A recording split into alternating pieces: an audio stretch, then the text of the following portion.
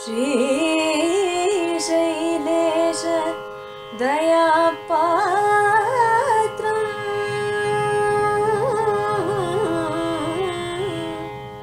धीभक्त्यादिगुणार्णवम्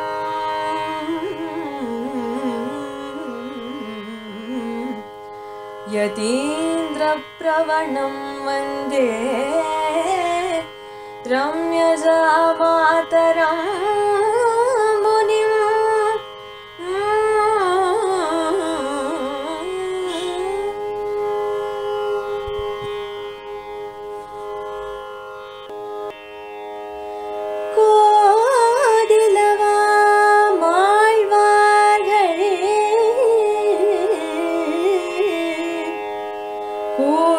கலைக்கெல்லாம் ஆதி திருப்பல்லாண்டானருவும் வேதத்துக்கோம் என்னுமது போல் உள்ளதுக்கெல்லாம் சுருக்காய் தான் மங்களம் மாதலாய்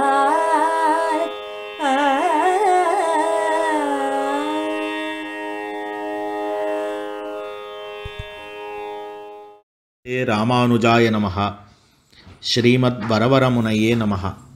ஆழ்வார் எம்பெருமானார் ஜீயர் திருவடிகளே சரணம். உபதேச ரத்தினமாயிலே 19ஆம் பாட்டை அனுபவிக்க இருக்கிறோம். கோதிலவாம் ஆழ்வார்கள் கூறு கலைக்கெல்லாம் ஆதி திருப்பல்லாண்டானதுவும் வேதத்துக்கு ஓமென்னுமது போல் உள்ளதுக்கெல்லாம் சுருக்காய் தான் மங்களமாதலால் என்பது பாசுரம். இந்த பாசுரத்திலே காட்டக்கூடிய அர்த்தம் என்ன அப்படின்னால், வேதத்துக்கு எப்படி பிரணவம் தொடக்கமாயிருக்கிறதோ முடிவிலும் பிரணவமானது சொல்லப்படுகிறதோ அதுபோலவே திருப்பல்லாண்டு அருளிச் செயலாகிற தமிழ் வேதங்களுக்கு முன்னும் பின்னுமாக சேவிக்கப்படுகிறது என்று காட்டப்பட்டிருக்கிற அற்புதமான அர்த்தம். இதிலே இருக்கக்கூடிய ஏத்தமாவது என்ன? கோதிலவாம் ஆழ்வார்கள் என்று காட்டுகிறார்.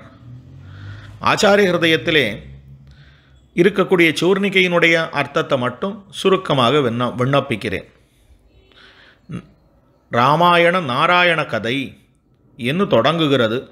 இந்த மகாபாரத ராமாயண மகாபாரதாதி இதிகாசங்களும் புராணங்களும், முக்கியமாக இதிகாசங்கள், இவைகள் எப்படி ஆரம்பிக்கிறது அப்படின்னு சொன்னால், பகவானை பற்றி பேசுகிறேன், ராமனை பற்றி பேசுகிறேன் என்று தொடங்கி மற்ற தெய்வங்களை பற்றியும் மற்ற விஷயங்களை பற்றியும் அரசர்களுக்குள்ளே இருக்கக்கூடிய சண்டைகளை பற்றியும் இவையெல்லாம் சொல்லி அதிலே ஒரு பகுதியாக பகவத் பிரபாவம் காட்டப்படுகிறது.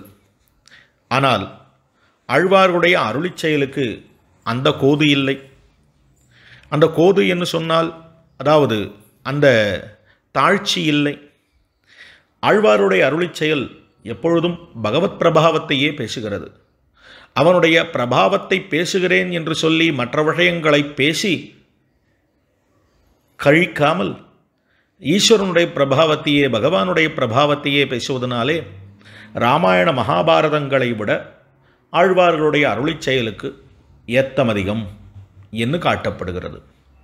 அதற்கு மேற்பட அதிலே குறையற்ற தன்மை, அதாவது எந்தவிதமான தீமையும் இல்லாமை ஆழ்வார்களுடைய ஸ்ரீசுக்திகளிலே. என்னால் மற்றொரு விஷயம், தீதிலந்தாதியான இவர்களுடைய திவ்ய சுக்திகள் எப்படி இருக்கின்றன என்று சொன்னால், உபாயாந்தரங்களை பற்றி சொல்லக்கூடிய விஷயமா இல்லை, உபேயாந்தரங்களை பற்றி சொல்லக்கூடிய விஷயமா இல்லை. இப்போது உபாயாந்தரங்களை பற்றியும் இல்லை, உபேயாந்தரங்களை பற்றியும் இல்லை, தேவதாந்தரங்களை பற்றியும் இல்லை. 3 விஷயங்கள். அந்தரங்கள்னா வேறு, மற்றவை அப்படின்னு அர்த்தம். உபாய அந்தரம் அப்படின்னு சொன்னால் பகவானை தவிர மற்ற வழிகள், அவனே நமக்கு வழியாக இருக்கிறான் என்பதை தவிர்த்த நம் முயற்சி முதலான நம் முயற்சியின் ரூபமான கர்மஞான பக்திகள் அவையெல்லாம் உபாயாந்தரங்கள். அடுத்தது உபேயாந்தரங்கள். உபேயம்னு சொன்னால் பலன்.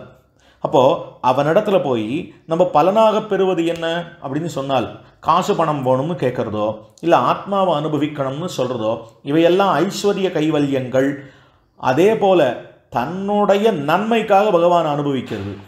இது நிறைய விஷயங்கள் இருக்குது உபேயாந்தரங்கள்லேயே. உபேயாந்தரங்கள்னு சொன்னால் பகவானை தவிர்ந்த மற்ற விஷயங்கள் உபேயாந்தரங்கள். அதுலேயும் பகவத் அனுபவத்திலேயே ஒரு சில கிளாசிஃபிகேஷன்ஸ் இருக்குது.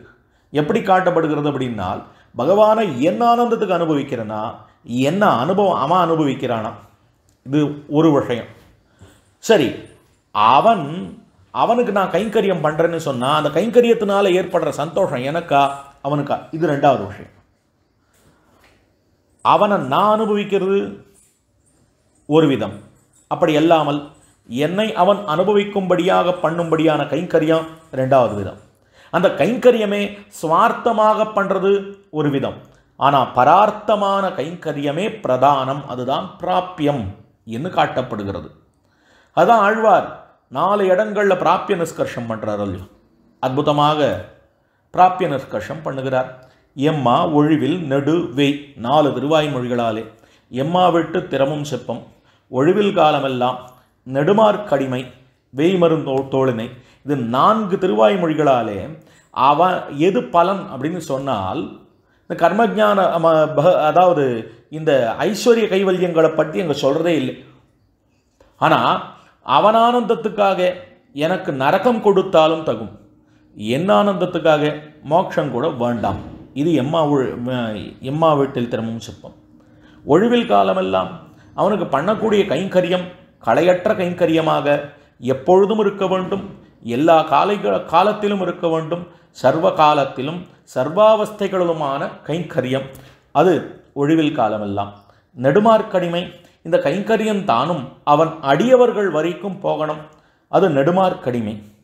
வேய்மறு தோளினை, வேய்மறு தோளினையில் எப்படி காட்டப்படுகிறது அப்படின்னு சொன்னால் அந்த எம்பெருமான் அவனுக்கு என்ன தீங்கு நேர்ந்துடுமோ அப்படின்னு சொல்லிட்டோ அவனுக்கு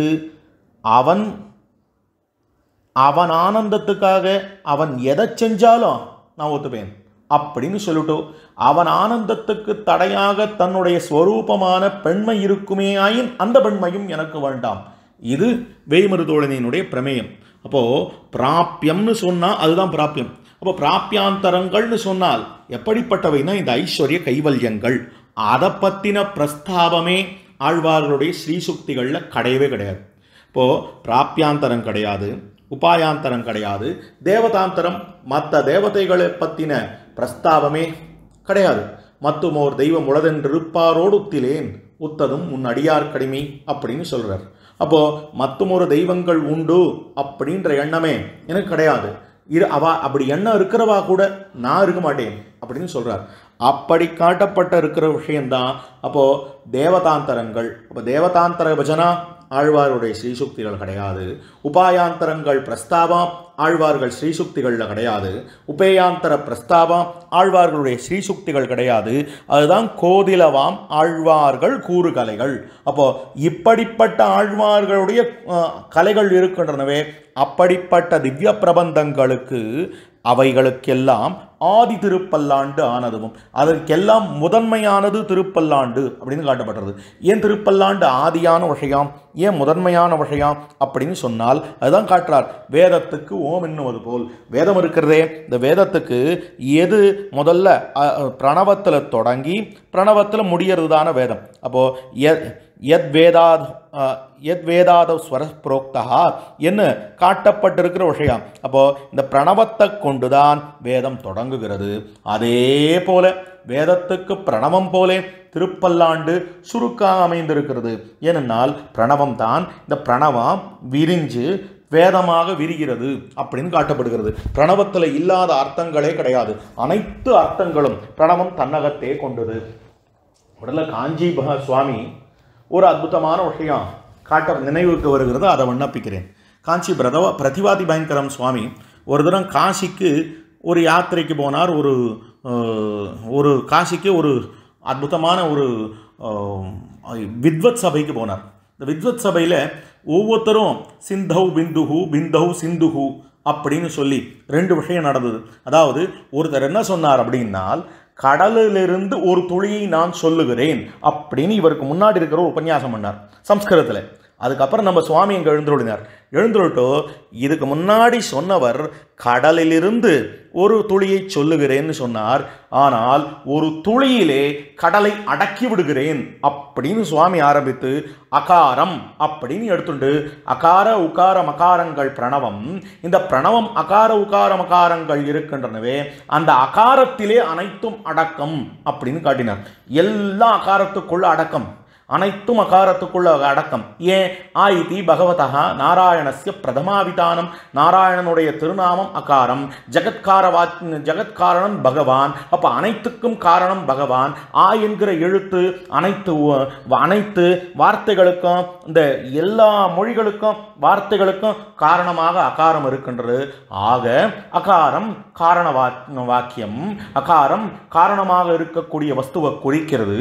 அப்போ பகவத் காரணத்துவம் எதனுடைய ஒரு அடிப்படை தன்மையை புரிந்து கொள்ள, எல்லா வகை எதனுடைய அடிப்படை தன்மையை புரிந்து கொண்டால் அனைத்தையும் அறிந்ததாகுமோ அப்படின்னு காட்டப்படுகிறது. வேதத்தை சொல்றச்சே, அதாவது வேதாந்தத்தில் காட்டுகிற போது கேட்கிறார் உட்பாலகர் ஸ்வேதகேதுவை, அனைத்தையும் எல்லாத்தையும் அறிந்து கொண்டாயா?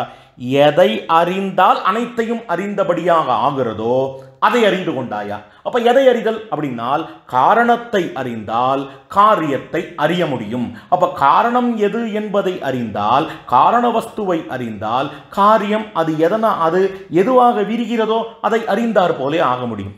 இப்போ மண் இருக்கு, அடிப்படை மண். இந்த மண்ணு தான் பானையாருது. இந்த மண் வாயும் வயிறுமான அவஸ்தையாலே பானையாகிறது. அது உடனே உடஞ்ச உடனே அந்த கட்டாவஸ்தை என்பது ஒரு சின்ன சின்ன கல்லாயிடுது. அதுக்கப்புறம் மீளவும் மண்ணாகிறது. அப்போது இந்த மண் உருண்டை, இந்த மண் ஜலத்தை சேர்த்து உருண்டை, அந்த உருண்டைக்கு அப்புறம் பானை, அந்த பானை உடையிறது கல்லாருது, அந்த கல் திருப்பி மண்ணாருது. அப்போது அடிப்படை ரா மெட்டீரியல் என்ன? இந்த மண்ணு தான் இத்தனை உருவத்தை எடுத்துக்கொள்கிறது. அப்போது உருண்டைனாலும் அது மண்ணு தான், பானைனாலும் மண்ணு தான், இந்த சின்ன சின்ன கல்லுனாலும் மண்ணு தான். அப்போ இந்த மண்ணை அறிந்து கொண்டால் அனைத்தையும் அறியலாம். அதே போல ஈஸ்வரனை அறிந்து கொண்டால் அவனே பகுஸ்யாம் என்று விரிவடைகிறான், காரணமாக இருக்கிறான். என்ன காரணம் அப்படின்னு அகாரத்திலே ஜகத்காரணத்துவம் சொல்லப்பட்டதனாலே நான் கடலை ஒரு துளியிலே அடக்குகிறேன் அப்படின்னு அங்கே காட்டினார். அதே போலத்தான் வேதத்துக்கு ஏன் சொன்னேன்னால், உள்ளதுக்கெல்லாம் சுருக்காக அமைந்திருக்கக்கூடியது இந்த பிரணவம். வேதம் அனைத்தையும் தன்னகத்தே கொண்டது. அதே போல இந்த இடத்துல பிராபியஸ்ய பிரம்மணோ ரூபம் என்ன அர்த்த பஞ்சகங்கள், அதாவது பரஸ்வரூப, ஜீவஸ்வரூப, உபாயஸ்வரூப, விரோதிஸ்வரூப, பலஸ்வரூபங்கள், இந்த 5 அர்த்தங்களையும் தன்னகத்தே கொண்டிருக்கிறது, சுருக்கமாக காட்டுகிறது இந்த திருப்பல்லாண்டு. அப்போ இந்த 5 தான் மீளவும் பெருசா விரியிறது. அது மட்டுமல்லாமல் இதுக்கு ஒரு மங்களம் உண்டு. என்ன மங்களம்னா, தொடங்கர்ச்சேவும் பல்லாண்டு, முடியர்ச்சேவும் பல்லாண்டுன்னு முடியறது. பல்லாண்டுன்னு தொடங்கி சூழ்ந்திருந்தேத்து ஒரு பல்லாண்டுன்னு முடியறது. அதனால தான் மங்களமாதலால் மங்களமாகவும் இருக்கிறது, எல்லாத்துக்கும் சுருக்கமாகவும் அமைந்திருக்கிறது. அதனால இது முதன்மையான ஒரு விஷயமாக, அதாவது அனைத்து பிரபந்தங்களை தொடங்குவதற்கு முன்னாலும் திருப்பல்லாண்டு சொல்லி திவ்ய பிரபந்தத்தை முடிக்கச்சே திருப்பல்லாண்டோடு முடிப்பது என்பது இதனால தான் வழக்கம் என்று காட்டியருளுகிறார் மணவாள மாமுனிகள். அடுத்த பாசுரத்தினுடைய அர்த்தத்தை நாளை அனுபவிப்போம் என்று சொல்லி அமைகிறேன்.